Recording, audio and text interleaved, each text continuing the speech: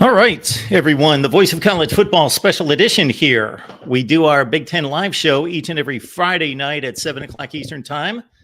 But there were some interesting news and notes that came down in the sports media landscape today that some of you may or may not be interested in. I will steal a line from Dan Le Batard. I did not know that Dan Le Batard still had a show. I didn't necessarily know if that show was still on ESPN, even though I was watching a clip today.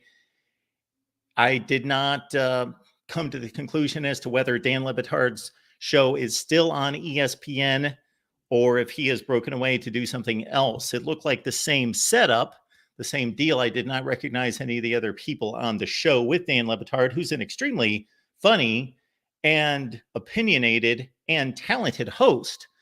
I just, again, as you guys know who watch me on a regular basis, I try to steer clear of all other opinions out there because I want my take to be my take, and I'm not going to steal from or regurgitate anything from anyone else. Plus, by the time we talk college football for so much time here, I really have no stomach for it in my own personal life. So I don't listen to anybody else. So this is what happened today was a buddy of mine who worked at ESPN with me for a long, long time. He sent me the clip because we were trading some conversations regarding the past and some things that had happened at the Worldwide Leader. But he sent me the clip from the Dan Le Batard show about Norby Williamson being let go. You may not know who that is, but again, there's a number of people that are joining us here online. So you obviously have an interest in this to some degree. So we will go through the three major personalities in which this ESPN narrative concerning this situation and another one that is listed on the title of this live stream that this encapsulates. So we will read straight from one of the stories online. I don't have a personal preference. Actually, when I'm reading sports news on here with all of you to get the conversation started and for me to educate myself on that particular situation, let's say there's a college football playoff format change, I typically go right to ESPN, read their story, and then I deliver my analysis from there. But here, I don't think ESPN is going to self-report this. So we grabbed the first article available. So we will read it from there. And again, this has to deal with Norby Williamson being let go at ESPN and his feud with Pat McAfee. And what I listened to just now, and I've listened to it twice just to make sure that I got the gist of the conversation and I was able to follow along because there was a lot of good insight coming from Dan Le Batard in particular. Nothing that, and you have to forgive me tonight. We are having serious back issues. Whew, and it just hit me. Okay, then it just went away. All right, so if anybody's had back problems, you may know what I'm talking about. That for like 5 to 7 seconds, it may be like really bad pain, and then it's gone. So anyway, here we go. So I apologize for that. So the situation, and I am getting annoyed by these people that are bothering me at my front door and now calling that did not set up an appointment with me. So there's some work that has to be done at my new place here. And these people just showed up. They did not make an appointment, and I have had to delay our show here by a couple of minutes to go down and deal with them in person. And now they are calling over and over and over and over. Customer service these days, deplorable. I actually was talking to my friend about an hour ago and let him know of two situations, one involving the HOA and one involving the Postal Service, that are mind-boggling, mind-blowing that people can be this clueless. Incredible. All right, back to the matter at hand involving Pat McAfee, Norby Williamson, ESPN. And again, Dan Le Batard's show, which, man, I haven't listened to that in maybe 10 years, but the clip delivered by my buddy, so I listened to that a couple times. Did not hear anything in particular that I wasn't aware of in terms of the inner dynamic of ESPN and the inner workings and how that place has been managed through the years. There wasn't anything groundbreaking, but I think for the average person out there that hasn't worked there or has not been involved or invested or has not looked into such matters, it was pretty enlightening and well and communicated in a rather amusing way. Okay, so there's that. So let's start with that portion of it. Actually, the second portion of this is probably far more popular, or I'm sorry, this topic with the Norby Williamson firing, the Pat McAfee feud with Williamson and all of that, I'm sure because of Pat McAfee's popularity, he's got to be the most popular sports figure on media right now, correct? It would be Pat McAfee.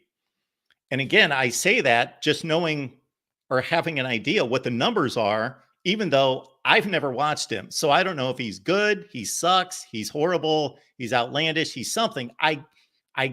I'm guessing he's outlandish. That's probably what's made him popular. So I can pretty much see that from the small doses that I've seen for 10 seconds, 15 seconds here and there. I actually caught Pat McAfee doing a segment with Peyton Manning on one of Manning's clips, whatever they call that, the Manning playbook or something like that. Those are, if you love the NFL and you love NFL history, those are exceptional. Again, whatever they're called, the Peyton Manning clips that he does. And he did one on the Coffin Corner and he brought on Pat McAfee. And I watched this. I watched it like 3 times. It was that good and that funny and just, they're informative and funny at the same time, just great stuff. So if that's the kind of stuff Pat McAfee's doing on a regular basis, then I can see why he's as popular as he is. But again, I don't have a big knowledge of Pat McAfee and his work. I don't watch him. However, I know how popular he is. So let's read the story. I believe this is coming from Outkick. So we'll go to them and we'll post it and then we'll go from there. I have left a link in the chat if you want to comment on any of this or ask questions and so forth. I in no way want to play my role at ESPN to be anything that it wasn't. So I have never misrepresented myself. I was not an executive. I was not in on the inner workings of the network or anything like that. But understand, this is not a corporation like Ford that's been around for 120 years. It was built in 1979. And even at the time that I joined in 2001, it was still a relatively a mom and pop type situation. It was still a startup kind of company that obviously was gaining popularity in leaps and bounds and just exploding. And then, of course, became more corporate when it joined forces with ABC, Cap Cities, and then Disney. And then a lot changed after that.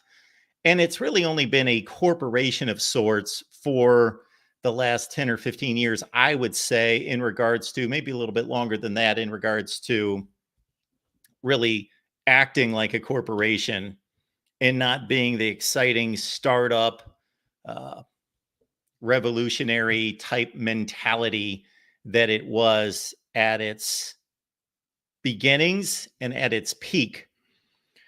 But we're going to go through this right here. So again, I'm not going to misrepresent myself and never have in regards to my level of status at ESPN or what I was privy to or that sort of thing.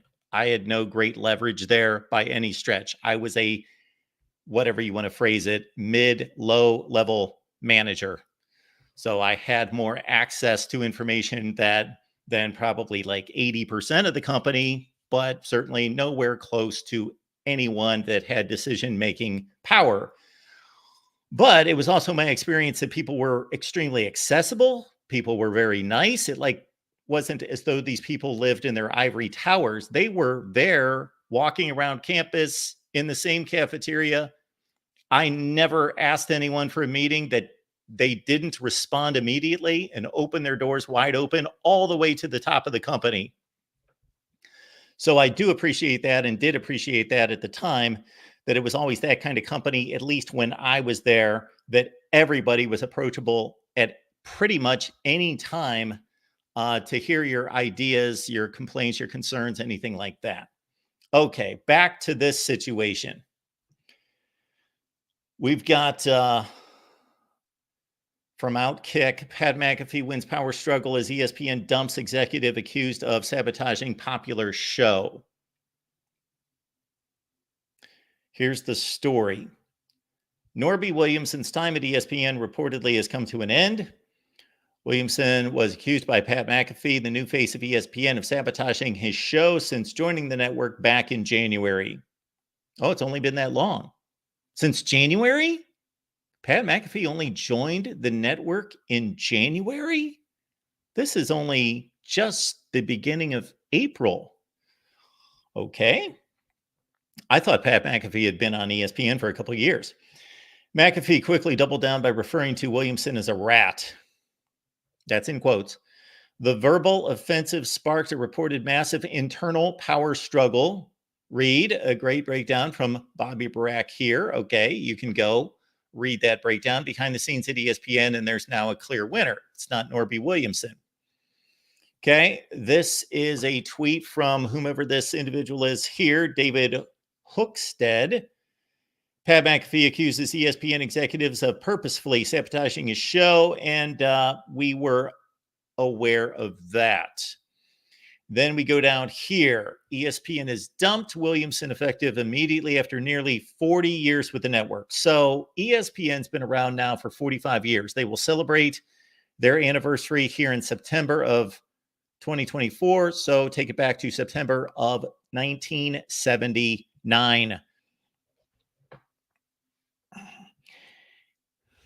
There are people that I worked with that a lot of people that I worked with that were still there 3-4 years ago that had started the company, that were there at the beginning in 1979. They were called the 79ers. And I don't know if Norby Williamson was there from the beginning, but basically from near the beginning. The main problem was that Williamson did not share a vision that aligned with ESPN's long-term strategy, and that president of ESPN content, Burke Magnus, made the decision to part ways with the seasoned executive. It's interesting to note, and I don't know the hierarchy of the executive list right now and who's above whom. I really didn't even know it at the time. It was accessible at all times, but yeah, that Norby Williamson could be let go by one person in particular, and we see president of ESPN content, Burke Magnus. Now, if you would have asked me 3 hours ago, I would have guessed that Norby Williamson was the president of ESPN content, but I believe that there has been some shuffling there, and he may have lost some power even before this move. The New York Post reported that Williamson was due to stay with the network through the 2027 Super Bowl. Well, that's definitely not going to happen, and there's only one way to interpret this situation. Pat McAfee won in blowout fashion. And we will discuss here in just a second what's going on at ESPN and what this tells us. ESPN invested an incredible amount of resources and money in acquiring the Pat McAfee show, and Williamson reportedly wasn't a fan of bringing a YouTube star into a traditional TV setting. Well, that's where he made his first big mistake. So we'll get to that in just a second. A civil war started. It was clear from the early stages of the conflict that McAfee felt he held all the cards. Many doubted that was the case. Andrew Marchand. I'm not familiar with his work. I've heard the name. Don't know much about him. I know that he's associated with The Athletic, and there's the memo announcing the move. I do have a subscription to The Athletic, and I should dig in a little bit more there. They made a comment on the Dan Le Batard's show. This is not coming from me. This is coming from Dan Le Batard, that Marchand and Norby Williamson were extremely close, and most of Marchand's information as an insider with ESPN came directly from Norby Williamson. So that may not be good for him. Okay, this is the memo. I am reaching out with some important news. Norby Williamson leaving the company today after nearly 40 years of dedicated service. During Norby's career, he made significant contributions across many important roles within content. And just want to let everyone know. So, for example, I believe it says Burke Magnus's memo announcing the move. So there you go. So, for example, if I was at ESPN right now, and for everyone that I know and everyone at ESPN, whether I know them or not, would have received this. This is how ESPN handles these type situations. Email goes out to the entire company. So Norby made significant contributions across many important roles within content. Through his steadfast commitment and attention to detail, Norby has had a lasting impact on the sports fans' experience. His wide-ranging influence includes Sports Center, breaking news coverage, immense creativity within event and studio productions, and diverse storytelling across various ESPN platforms. Norby wanted to share the following message. I don't know if we're going to see it here.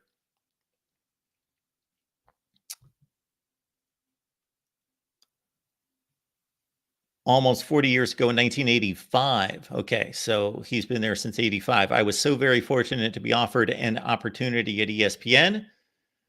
Due to the exceptional hard work, creativity, and commitment of the people of ESPN, and to a much lesser extent, my contributions, I'd like to think we've left our great company in a far better place than we found it. I believe all of you can see what I'm clicking on. Maybe not. I guess you didn't see that. But anyway, here we are. And the final paragraph reads, as soon as possible, we will be conducting a full search for a new senior content executive to help lead our team. I would make the comment here that based on the layers of executives and management at that place, and based on the reduction of, and I don't know what the proportion of the reduction has been in layoffs, staff versus management versus executives,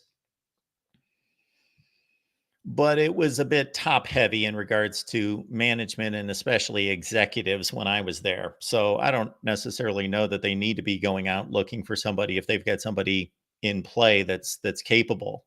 That would be my first question if I were there would be, okay, maybe from a number standpoint, we don't need to add somebody to fill this role unless we truly don't have that person here who is capable of filling this role. Then let's go get him or her.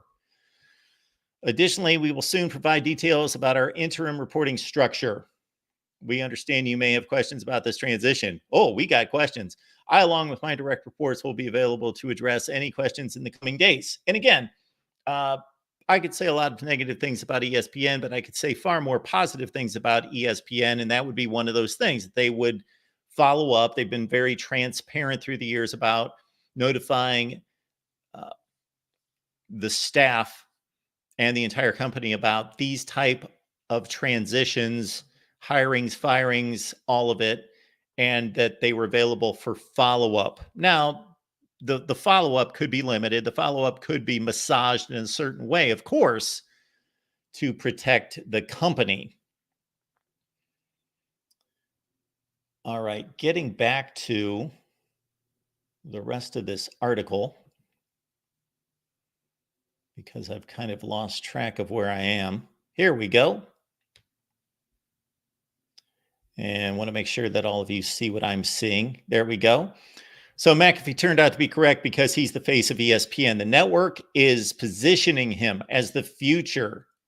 He has a major role on game day, and Norby Williamson reportedly no longer has a job. It's a classic example of if you come at the king, you best not miss.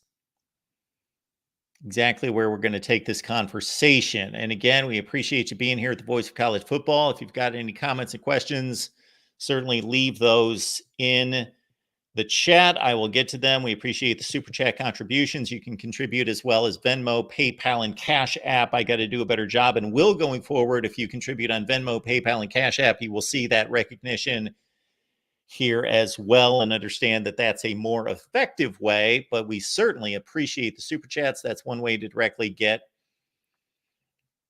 a question or comment here. Pat McAfee doubles down on his dislike for ESPN executive Norby Williamson, says he does not regret a single thing he said, but loves other ESPN leaders, refers to old hags who can't get with the times. McAfee will win this war. Developing situation. Okay, so that's that. And we could go to, of course, many articles online that may have a slightly different take, may have a slightly different information source, but that is the gist of it right there. So what does this tell us about ESPN before we delve into that? Comments and questions, anything here of note, please let me know. There's way too many comments to go through, and I appreciate that. And everybody that's here at the Voice of College Football, thank you so much for that. The Amazon links in the description section of all the videos. So please use the Amazon link when you shop on Amazon, as somebody contacted me today about, to say, Mark, I'm going to grab that Amazon link and use it for a few purchases. Just want to make sure you know. Thank you for that. Appreciate that. And again, it's transparent to you, doesn't cost you a penny. And guess what? You are contributing to the Voice of College Football financially by using the Amazon link. And guess what? All of your Amazon account, your records of your purchases, everything will be uninterrupted in any way. Got the Big Ten Live show. It's coming up right after this one, unless we just continue with this show, which we may. But we typically do our Big Ten Live show every Friday at 7 Eastern time. And again, way too many comments and questions there in the chat. So if you want anything highlighted, please use the super chat option there. So for anyone that's watched ESPN, the approach since going all the way back to 1979, and really the only person, or the person that first comes to mind as being a superstar at ESPN, is, of course, Chris Berman. Where, okay, he's a star. People go to ESPN just to watch him. There were those pockets of people that were drawn to Chris Berman and his shtick, his style. Stuart Scott to a certain extent. Of course, there was The Big Show with Keith Olbermann and Dan Patrick. However, if you look at the strategy, the approach of ESPN down through the years, they would have a good thing going with particular play-by-play teams on the NFL, college football, college basketball, all the other sports. What would they do after a couple of years? They'd break them up. They never wanted personalities to be bigger than the brand. It was the brand, then the personalities. They got into it with Keith Olbermann. Bye, Keith. See ya. And Keith Olbermann was like, big. He was huge. See ya. Dan Patrick, huge at the network. One of the great all-time broadcasters at ESPN. Certainly. Bye. See you. We don't need the big show. You guys aren't that great. You're not going to be bigger than the brand. It was stated by Dan Le Batard on the show today that Norby Williamson himself, and again, this is coming from Dan Le Batard. I've only had a couple conversations with Norby Williamson in my life, and he probably wouldn't remember those. And I can't say that I remember the conversations, but I remember having a couple conversations with Norby Williamson. I've got nothing to say negative about the man. I will say that his reputation, I will state this, that his reputation, the people that worked with him, below him, directly below him, and on his teams, I talked to those people. They didn't necessarily vouch for what a great human being he is. But again, that's not coming from me. But I am communicating that because it was not one person or two people. It was a number of people. We can all be disliked by somebody, regardless of how well we treat people or how well we approach our job with character and integrity.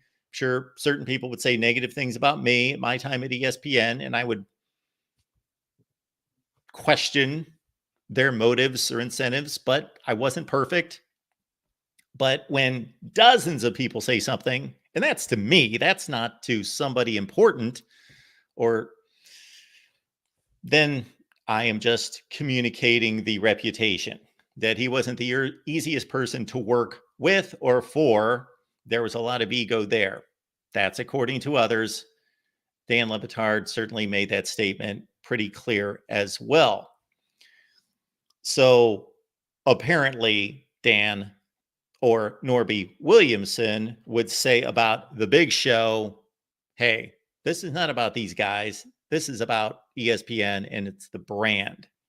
I think there can be a combination there. There can be a balance to that. Of course, you don't want any particular personality or a particular show to take over the network where they're beyond approach. But at the same time, there have been silly decisions made to just intentionally squash or sabotage properties or sabotage careers, at least at that network, because of the brand. And that's not wise. And here, Norby Williamson obviously met his match. Pat McAfee, popularity is generally, unless you misplay it and you really don't realize your level of power based on the popularity, is going to win out here. So Norby Williamson and others at ESPN who held that executive place, they were able to look at a Dan Patrick, at a Keith Olbermann situation, at a Dan Le Batard and say, you know what? You are not bigger than us. We're done with you. Bye. Or make it so difficult for them that they left because they needed to prove a point and keep the brand high and mighty. Pat McAfee, in this day and age of independent content creators, think about this. I saw some numbers recently that showed a CNN show, their lineup of shows, what type of viewership they get on cable TV now versus, let's say, what a Tucker Carlson, what he draws as an independent. It's not even close. Pat McAfee is the reason people watch ESPN when they watch Pat McAfee. They just don't stumble into Pat McAfee. It used to be that ESPN would make decisions that, okay, we'll put these people together because we think they're good. And we'll put together a really good lineup of, let's say, PTI and shoot, now I can't even remember the other shows. Max, can't think of his name. He had that show. Oh, and I can't even think of the Colin Cowherd, Michelle Beadle show that was really good. I thought that was a good show, and I thought that was a departure from what ESPN was doing at the time. I can't even remember the name of that show. But anyway, ESPN would put together a lineup of shows, and the thought was the production. We are the production, the content creation, the journalism, dead term in this day and age, but the journalism that will drive and propel who we are. It's almost like a Tom Landry offense with the Dallas Cowboys, where he thought, my brains, my scheme, my approach, that is going to win the championships. The personnel is interchangeable. And again, you err if you're on either end of the spectrum. They both have to work together.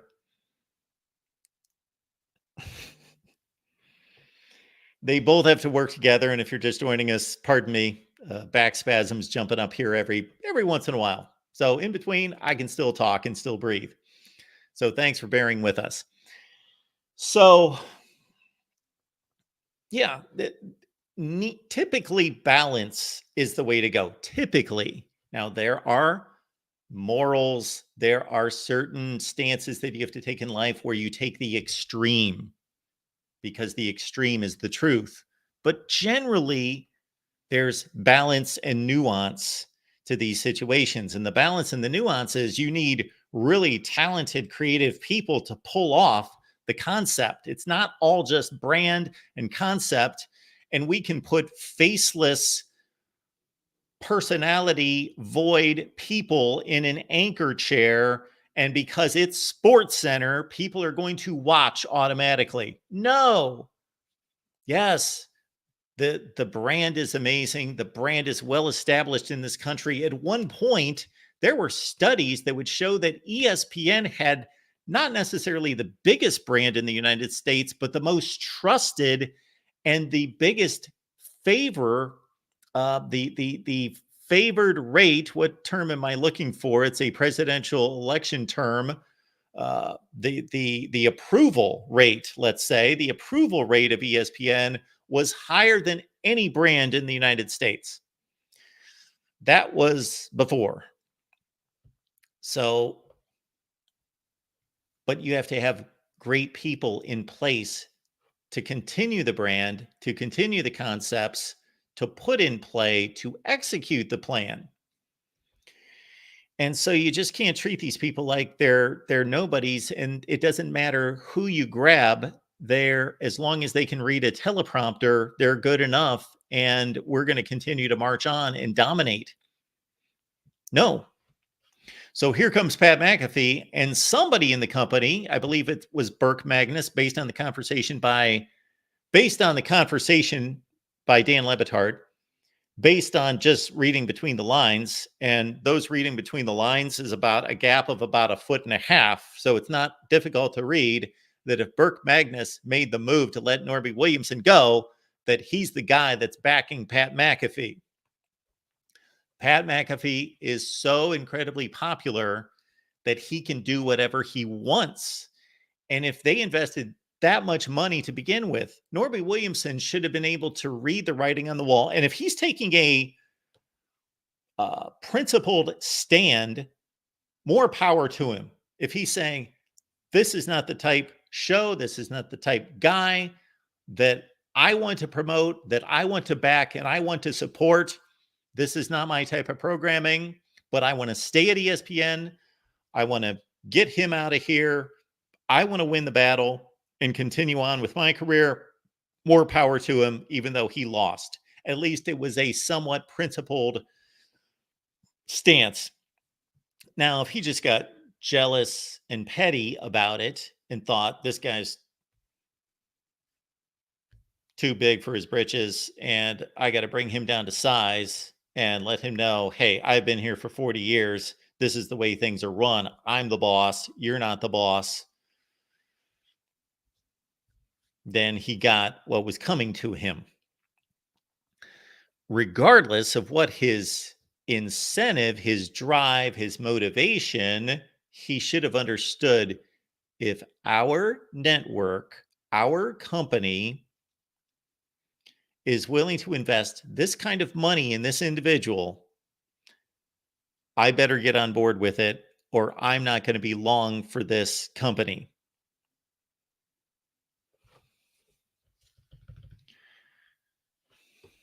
An NFL team doesn't cough up $50 million a year to Pat Mahomes to say, you know what, Pat Mahomes, we don't like your style of play. You're going to hand off and you're going to stop flipping the ball behind your back and over your head and no look pass. You don't do that anymore. You play like Peyton Manning, but we want you and we want to pay you all this money, but you're going to start playing like Peyton Manning. You're going to act like Peyton Manning. That's what you're going to do. No, an NFL team would know what they're getting with Pat Mahomes. ESPN knew what they were getting with Pat McAfee. So they didn't say, this is this great talent, outstanding guy. He's exploding in popularity, but he's got to fit in our box.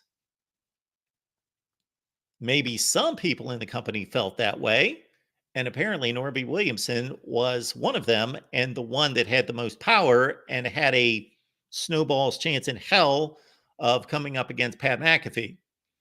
But he felt as though he could. And again, whether that was a principled measure that this is not good programming, this is not what we are at ESPN, and I'm going to still win out, and this is what we do here, or I don't like this guy, I'm going to knock him down to size. He should have known with the amount of money invested in Pat McAfee that he could never win this type of war. I was going to call it something else that other people would call it, but I won't. This type of battle. It's fascinating stuff. And it just seems to be in line with, not necessarily in this case, but prior to this, bad personnel decisions in terms of talent evaluation. A lot of really good people, and not just good people. I'm not talking about their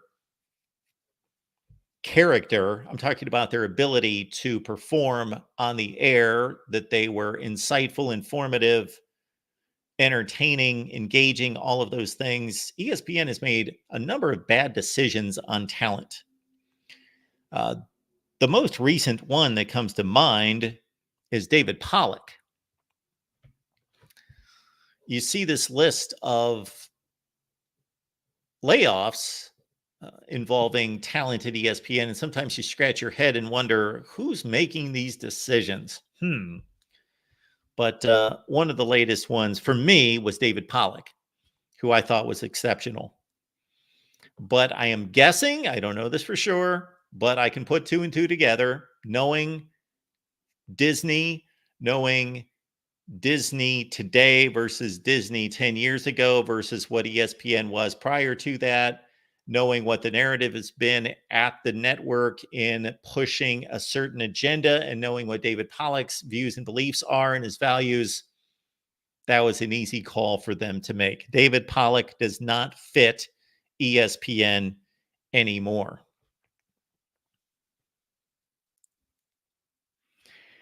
We also have to understand that this is a company and this is a product that at one point, fairly recently, in the last 10 years, 10 or 12 years, I think the peak was 2011. So technically 13 years ago, ESPN would reach 102 million homes.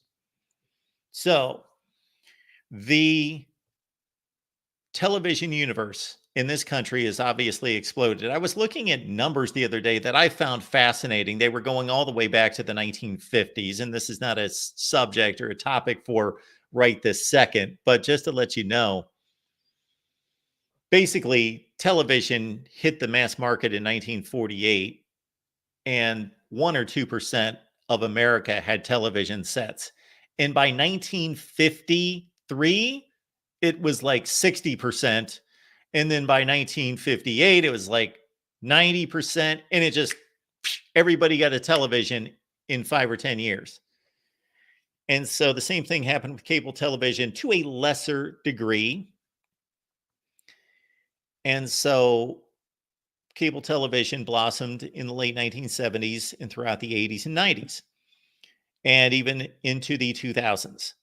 And of course, ESPN became a more and more, not just popular commodity, but it became a more and more necessary commodity for the sports fan, because look at what ESPN has done in the last 25 to 30 years. It's bought into the NFL, the most popular and the most important TV product there is. Not just sports TV product, the NFL. Major League Baseball, going back to the late 1980s. Of course, this network, ESPN, was built on college basketball more than any other sport. That was the sport that was of a big-time nature that ESPN rode through the 1980s and really built its college football brand in the late 80s. NHL, of course, NBA came later. I was certainly there when the NBA was secured. I would guess that was around, man, it's been a long time, hasn't it? Many of you are probably like, what are you kidding? What are you talking about? ESPN's always had the NBA. I do think it's gone back to like 2003, 2004 now. So that was a long time ago now. But it's the most recent major property that ESPN has secured. So ESPN has done a very wise thing overall, going way back. And I don't think that the initiative for it had anything to do with them thinking at the time that the cable universe was dwindling. This was way before that. But knowing that sports rights are most important. If you own the games, you own the sport. You can have so many outstanding studio shows and do all these great things pre-internet, and people are going to be locked in on that. And that was a great calling card of ESPN for years, is to have the best studio shows, because you folks couldn't watch me. You couldn't watch all the other people that you enjoy on the internet. You couldn't do that 20 years ago. But now you can. So you can watch anybody you want. And so the studio shows on ESPN at one point, they were everything. Baseball Tonight for the baseball fan was everything. Oh, Baseball Tonight. I couldn't wait for Baseball Tonight. Baseball Tonight doesn't even exist now. NFL shows. I'm sure many of you watch the NFL shows on the NFL Network and on ESPN, but you don't have to. You don't need to if you really enjoy them and those personalities, whomever they are, that are on those shows. That would be the reason I would think that you would watch them. Otherwise, you can hop on YouTube and watch NFL highlights whenever you want. So ESPN's hold on the American sports public through studio shows obviously has been not compromised by the internet. That was the initial impact, but obliterated by the internet eventually. So in 2011, ESPN reached its peak audience of 102 million cable homes out of 113 million in America. So do the math. There's about 3 people in the average American household. There right now are about 345 million Americans. So at the time, a little less than 3 per household, 113 million homes, 300 million Americans 13 years ago. And so ESPN had direct access to well over 90%, 102 out of 113, roughly 92% of American homes. Those people were making a conscious effort to purchase cable TV.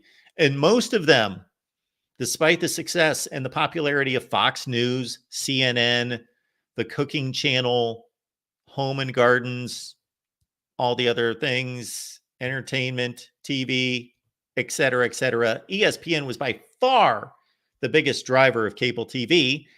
Therefore, as many of you know, ESPN was able to charge much more money than any other property.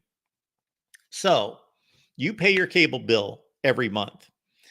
Let's say your cable bill is $100. Okay, the last figures I saw, and I would think that these cable companies, we will take Comcast for an example, is charging or receiving from ESPN. I'm sorry, charging ESPN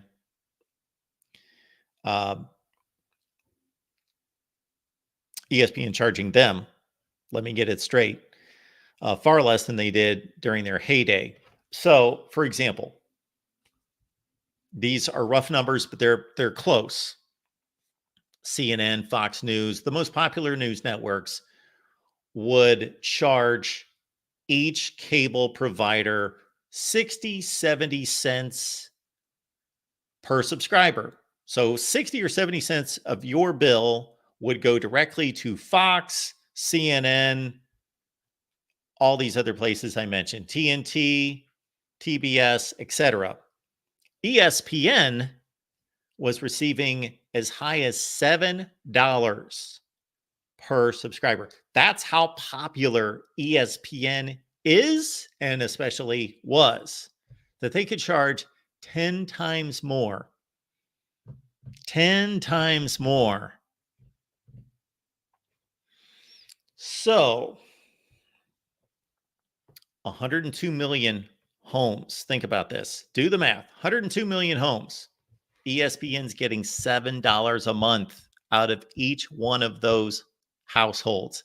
That's over $700 million a month times 12. That's $8 billion. Excuse me. That's like $850 billion.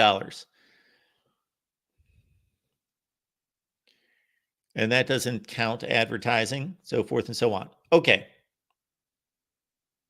That was in 2011. The latest numbers that I saw, and I look this up every so often, ESPN's down to 73 million homes. So they've lost $7 times almost 30 million homes every month. But they still have the games. They still have the games, and that's what's keeping them afloat. That's it. They've got the games. You want to watch college football games, you watch ESPN. You want to watch college basketball, you pretty much have to watch ESPN. I'm sure FS1 and the others have their college basketball offerings. Okay. Appreciate y'all being here at the Voice of College Football. Thanks for stopping by. I also this week listened to an extremely interesting conversation with Sage Steele, who I have a ton of respect for. She sat down with Tucker Carlson. So check out that clip. I believe the entire conversation is on the Tucker Carlson paywall. It's behind the paywall, whatever his subscription service is. So I did not watch the entire conversation, but I saw a good 20 minutes. And a few notes there. It just,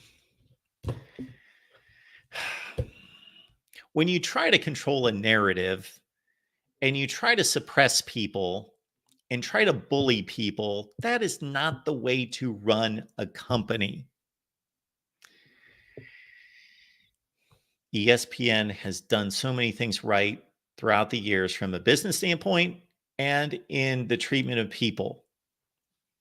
I'm not going to make this conversation with all of you about me, but I do want to vouch for the company in this way. I was treated well until the end of my stay there. So I was treated well. Not that they pointed me out. I don't want to make it sound like, oh, they treated Mark well because I was so great. No, I just, in the process of them treating everyone well and generally having fair treatment of everyone. And unlike other places you could work, because I've certainly worked at these places in the television industry, people could be berated. It's not uncommon in the TV business outside of ESPN to walk into a control room, see guys getting cussed out, berated for a mistake. That was not tolerated there. If somebody screwed up, somebody made a mistake, let's say they reported to me, they were not berated by producers and directors. And if they were, that producer and director was called on the carpet. They were reamed. They wanted people treated with respect and treated with dignity.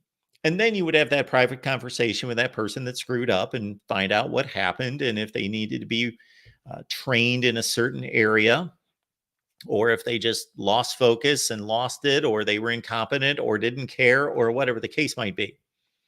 So the treatment in terms of everyday situations, working situations based on,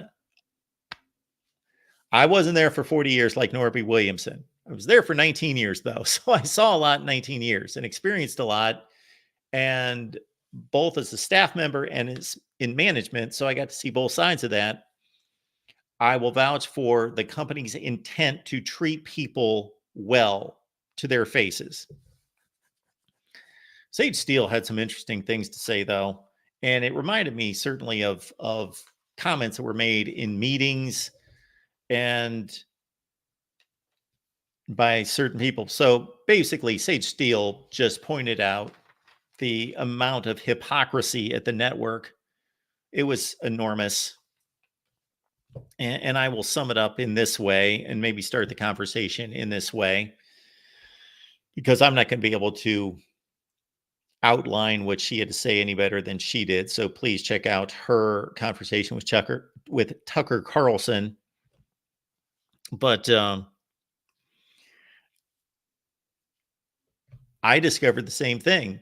And I, even before it affected me in any way, just the observance of, oh, ESPN is telling its employees, it's telling me, it's telling all the employees, we support your freedom of speech.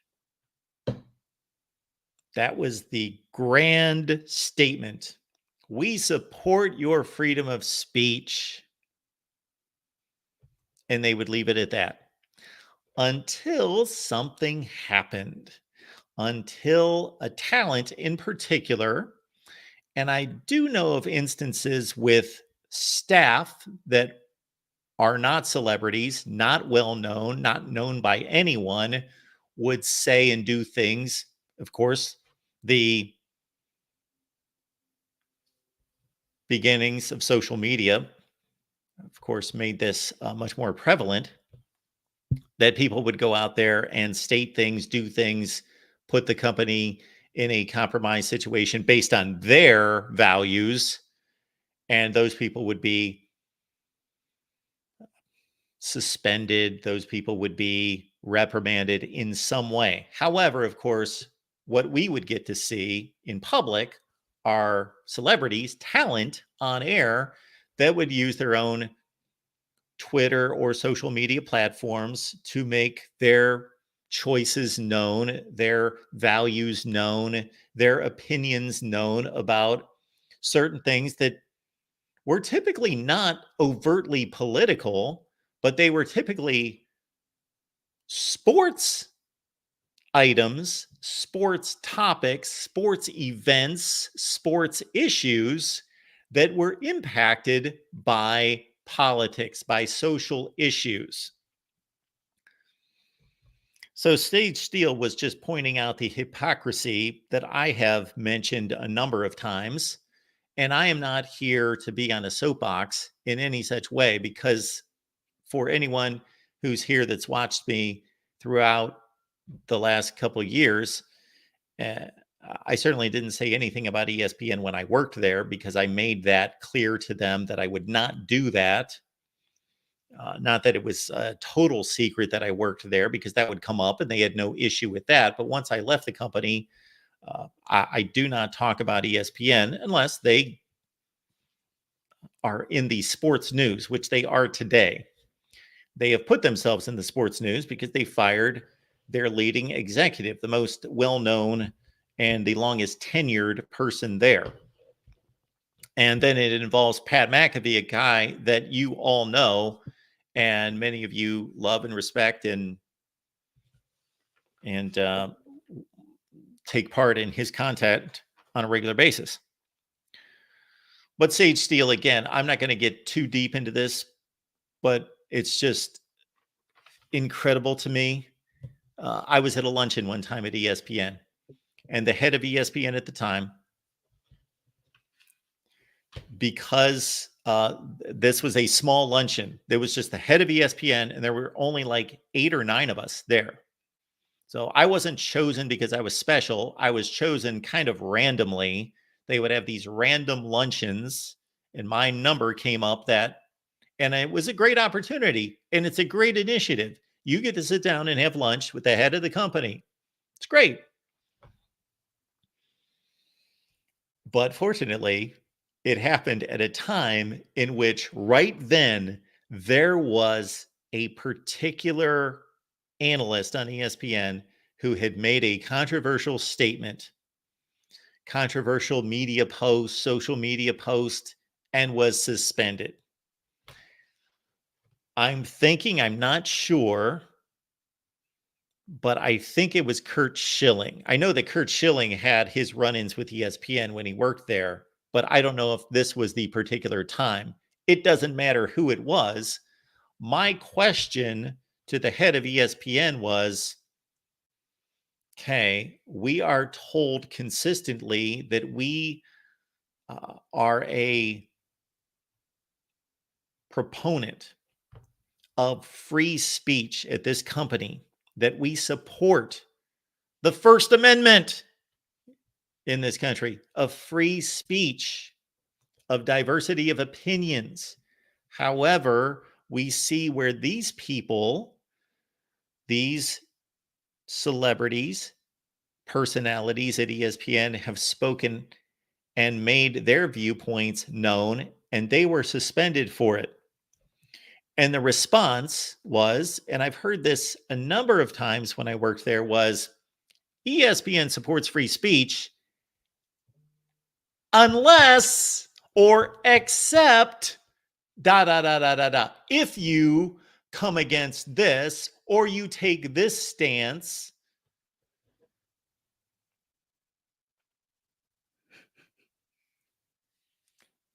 they truly can't be that stupid. Can they really be that stupid? It's one thing to be hypocritical, but to be stupid and to actually state to somebody, you have free speech, except for this, except for that. Don't say that. Don't touch. That's not free speech. That's not free speech.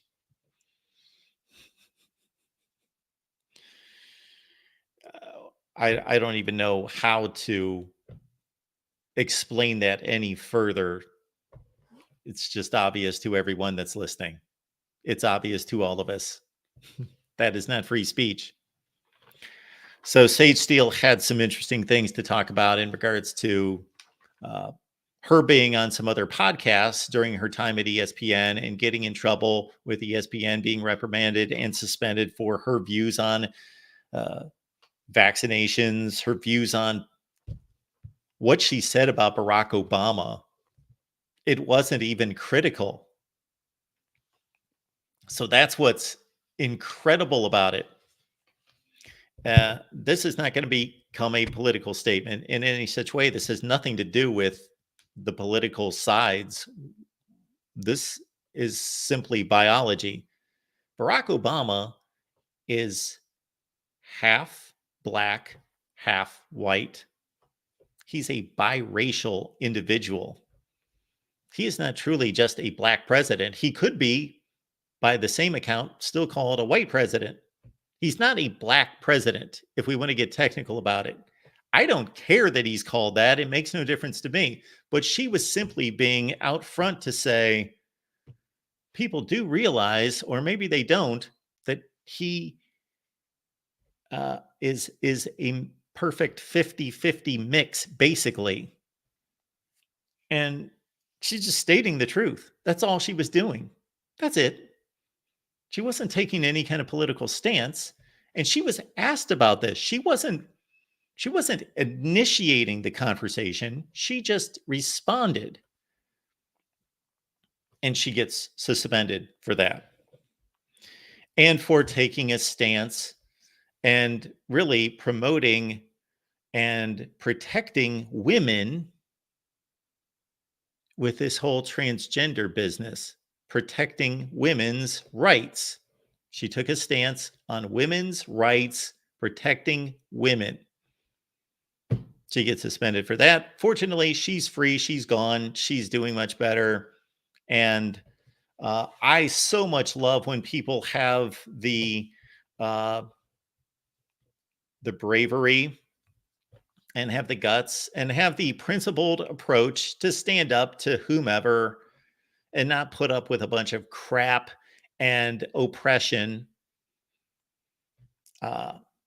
And that's sometimes difficult to do. There's a lot of money in play. I'm sure she sacrificed a ton of money to do that. I have no idea exactly how much money she made. I could make a educated guess, but she made a lot of money. I made a decision. I certainly made a lot more money doing that at ESPN than I do now. It's not even close. But it's much better to feel good about yourself, look yourself in the mirror, know that stand up for principles rather than being pushed around. All right. We have a video that we released yesterday with Tony Siracusa from Last Word on College Football. That may be of interest to many of you because Tony enlightens us on the recent motion that was denied, and therefore it was a court win, technically, by the ACC against Florida State in North Carolina court on Thursday. So please check that out. And there's much more going on there. There's another court date involving Florida State and the ACC in reverse in Florida federal court coming up next week. All right, folks, we appreciate you being here at the Voice of College Football. We do have a nice little crowd on the line. We do appreciate you all being here. If you missed any of this conversation, please go back to the beginning and watch what you missed. And hey, we'll keep going here. I'm not saying goodbye. If we have any interesting comments and questions that you guys would like to include. I don't know that I've ever had close to 1,000 people on here with nobody calling. And I also apologize for, we've got a little issue with the camera being smudged there. Apparently it's a bit foggy here, but you can hear me. So that's good enough. We've got our buddy Jackson just calling in right now. So we'll take his call. But again, I've never had such a quiet audience. You're either like doing 18 other things at the same time. Maybe you're vacuuming or painting your house or taking a walk, and I am just background noise, or you're just so mesmerized by the analysis here in the last hour and 8 minutes. But we do appreciate you being here at the Voice of College Football. Venmo, PayPal, and Cash App. You can find me at MarkRogersTV. And also we got the Super Chat available. We'll take your calls. We've left the link a number of times here in the chat. We got our buddy Jackson on the line. Jackson, what's going on? How you doing today, Mark? Hey, I'm doing well. And I appreciate my buddy who sent me the link to the Dan Le Batard show today, because otherwise I may not have come across this story. Wow. Well, I'll tell you what, it's pretty big right there. I watched a little bit of that Sage Steele Tucker Carlson interview last night. I gotta say, I'm not too surprised that a lot of people have felt like they couldn't say how they truly felt at ESPN. I'll tell you one thing, karma's coming for ESPN. They just don't know it. Well, I will say that I always said what I felt there. Now, I didn't say that in a stupid way. It wasn't like I was spewing out political narratives every day or anything, nothing stupid like that. But when push came to shove, I never backed down from what my thoughts and I don't want people to get the wrong idea. My intent was not in any political way. I'm really not even talking about politics. I'm talking more from the stance that most of the issues that I had there had to do with very honest, like policy changes, staff, going to bat for different staff members, that sort of thing. That I have to credit the company in many ways. We're very receptive and open to having those kind of conversations, but it's become very politically driven here in the last few years. And then you have situations where Sage Steele can't go on podcasts, and when she's asked questions, can't be honest about them. And that's unfortunate that a company that is broadcasting sports can't say, we are in the business of broadcasting sports. And this is something that Sage Steele actually talked about. If you remember, she mentioned that if you go back to the head of ESPN, Mark Shapiro, who was there when I first started and was there for most of my time there, he was very much into, we're going to set a political agenda. But since the country wasn't so obviously divided at the time, you couldn't tell very often. But he very much wanted to press into social issues, political issues at the time. And I'm talking 2010, in that range. And then John Skipper took over, Jimmy Pitaro. It was a disaster when he was there. Well, John Skipper talked a good game, and he sounded good at first, and he's a likable guy. But yeah, there were some issues there. Now, Jimmy Pitaro is the current head of ESPN. When he took over, I remember being in a couple meetings with him, and he was very upfront to say, we're in the business of producing sports.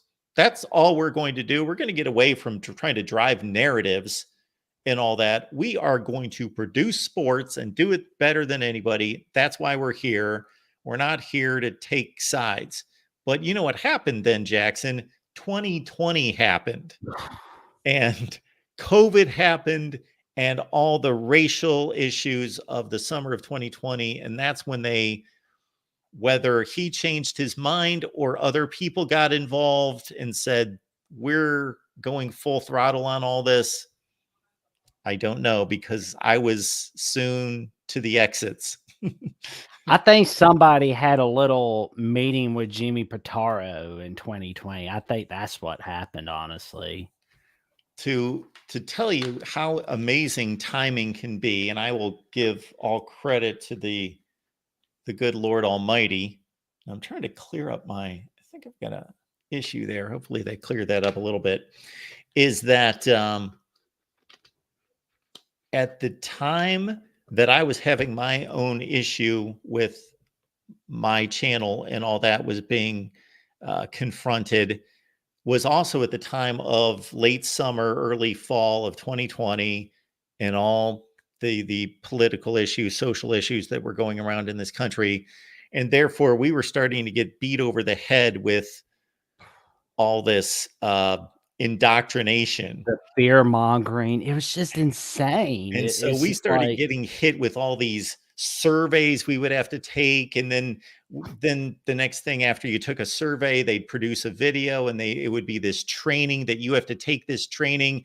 And I was just at the outset of that. They were just starting that when I was in my own situation with this. And I was watching this all thinking, I'm out of here in 30 days anyway, so I'm not going to have to put up with this. And then, Jackson, I got to tell you, the people that I worked with after I left, and I'm talking about minority people that were my friends, who said, you would not believe what's going on here now, and the baiting that's going on, I'll say it that way, it's just not right.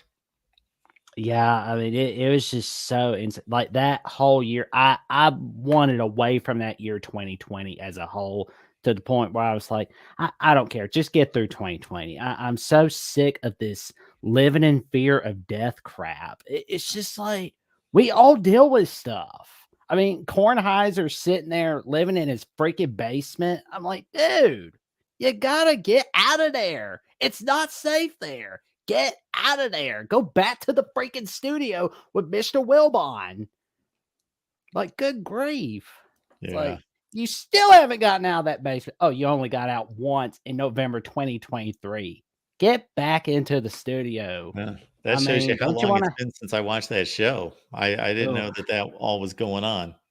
Oh, man. It's like, I can't even watch that show anymore. For this long, I didn't know what was going on. Let me put it that way. I did know that, yes, when all of the pandemic hit, that obviously a lot of the shows went to people's houses. Yeah.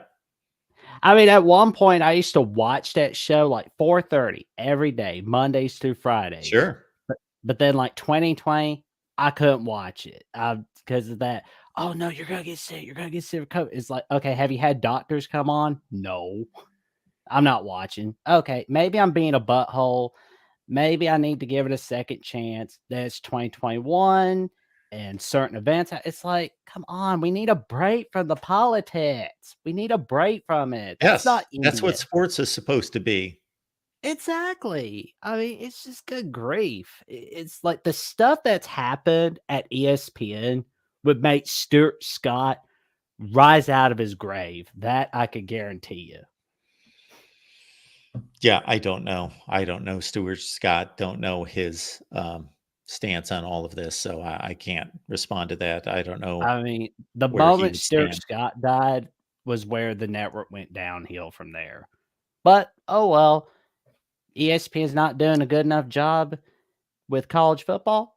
That's where Voice College Football comes in. Bye-bye, Well, we do our ESPN. best. We have slightly less resources, but we do our best. And I know that you are a great supporter, and there are a ton of other great outlets that people love to go to out there. So, I do my best. I mean, I'm making sure I tell everybody about this network. well, thank you, Jackson. That's very kind of you. Very nice of you. Oh, you're welcome, man. And I'm gonna get off here, and you have an awesome night.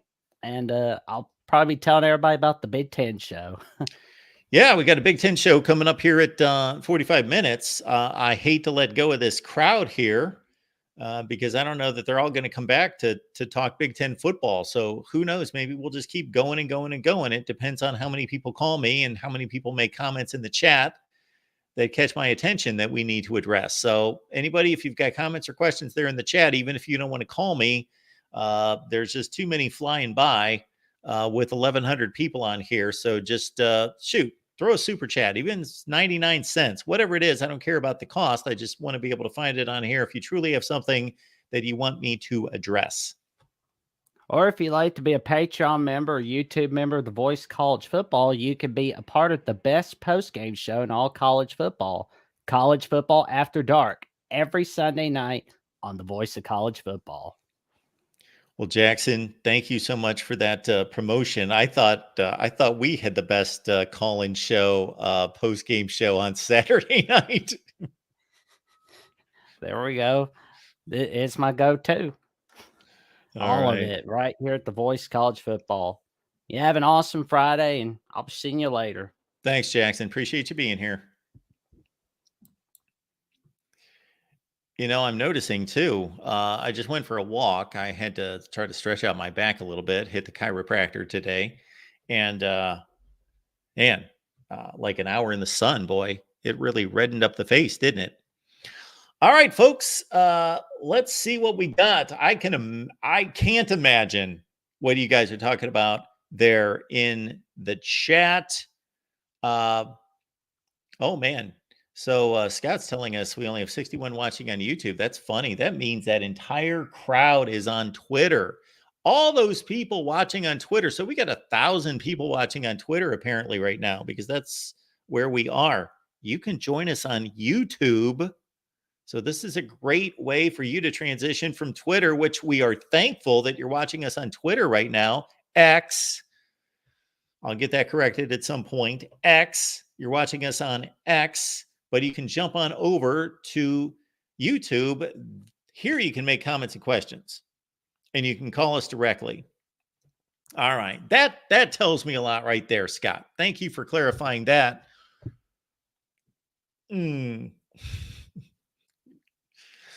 Okay. Thank you for clarifying that, because that makes a whole lot more sense that we've only got 60 people watching on YouTube. All right. Got it.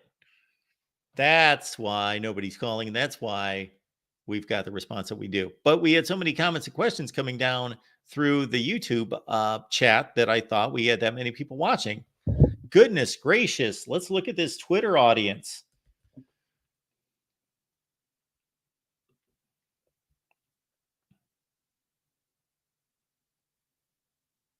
There we go. 1128. We've got almost 1,200 people watching on X. We say X and we say Twitter interchangeably. So it's great to have you. Again, I don't know who's picking up on this. It's kind of strange, but hey, we appreciate you being here. We do appreciate you being here. And maybe at some point, X is going to start to pay me. That would make a little bit more incentive for us to broadcast and simulcast on X. So join us on YouTube. Please join us on YouTube. That way you can interact with us.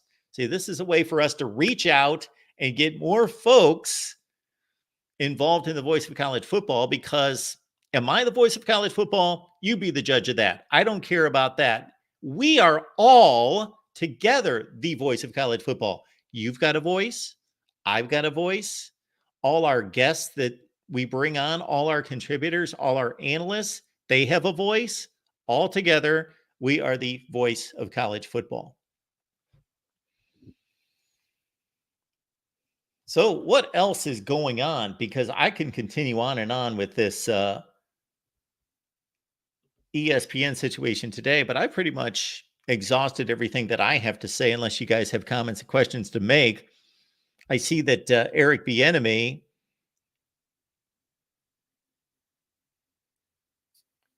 is focused on evaluating UCLA's offense. I don't know why this is necessarily okay. This is not big news. Okay, this is just simply the first time Eric Bieniemy, as UCLA's offensive coordinator, has spoken to the media. Not a big deal there.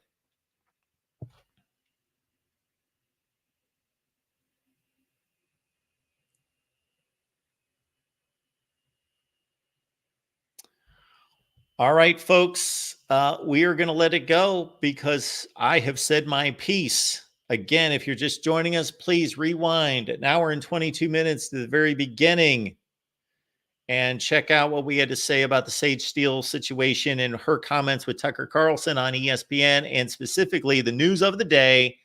ESPN has parted ways with Norby Williamson, who led their content division there for almost 40 years because of his feud with Pat McAfee. And the overriding theme here, the thing to remember more than anything, is that Pat McAfee is just that freaking popular. And when you are that popular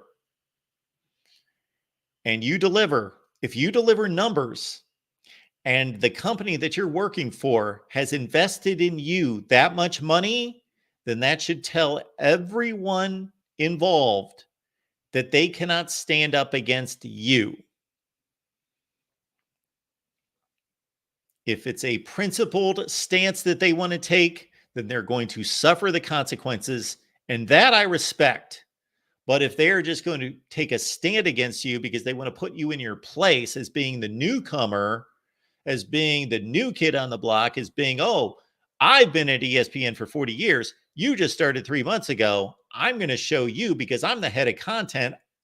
I don't let the talent push me around. I don't let the talent have it say, I'm the brand. We're the brand. The brand is bigger than you. The operation's bigger than you. Well, you know what? No, it's not. It's not. We discussed all that. We had a great conversation with all of you. We appreciate you being here at the Voice of College Football. Make it back here in 40 minutes for the Big Ten Live Show. Let's get 1,200 back here watching the Big Ten Live Show right here at the Voice of College Football. Thanks for being here. Please subscribe, like the video, do all those good things. And for you folks watching on X, we do this all the time here at the Voice of College Football. Best discussion, debate, and analysis. Thank you so much. See you in 45 minutes.